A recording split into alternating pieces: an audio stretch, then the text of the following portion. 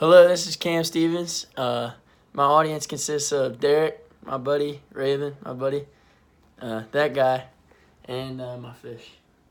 This is my informative speech, and my props are the basketball hoop and my Reggie Miller jersey here. So, all right, I'll get started now. James Naismith first invented the game in 1891. It was only because he was challenged by the PE department at his school to invent a new indoor game, so they didn't have to play outdoors. Little did he know that it would go on to become the best game ever. At first, there were only 13 rules in the rule book, and then so when they first played it, it was with peach baskets and soccer balls. There was no nets or anything, no ball. But every time they would score, the janitor would have to come out and bring the ladder in to get the ball out of the basket, which eventually they cut the bottom out of it so the ball would actually fall to the ground when they made a shot. Early in 1900, there was metal hoops put in and backboards with nets on the hoops. That was a big step for the game because they're still used today. In 1930, professional leagues started up, like I think it was the ABA then. It turned into the NBA now.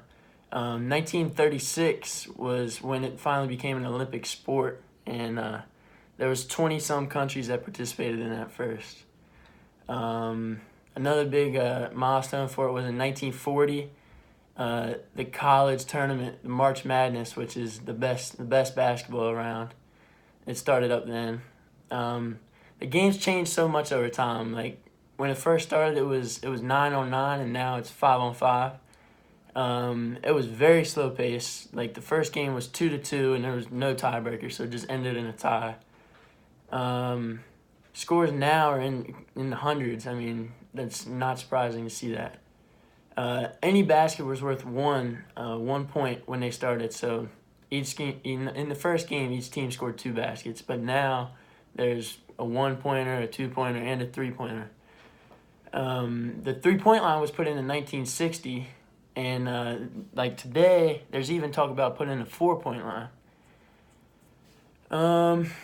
The shot clock was put in pretty recently to force teams not to stall.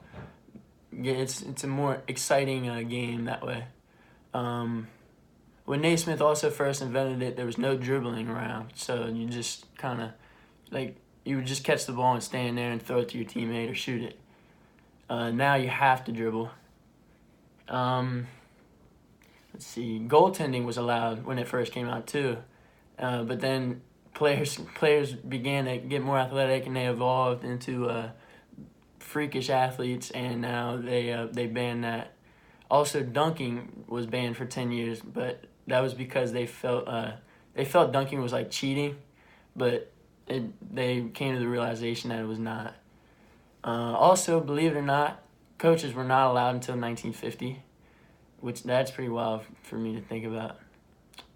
I did this speech on basketball because I love the sport. I've been playing for as long as I can remember. Probably shooting on this when I was about 4 years old, but it actually led me here to Shepherd, which is I play basketball here, yeah. Also, I wouldn't trade any memory of my basketball. So I just wanted to thank Mr. Naismith for inventing the best game there is. Thank you.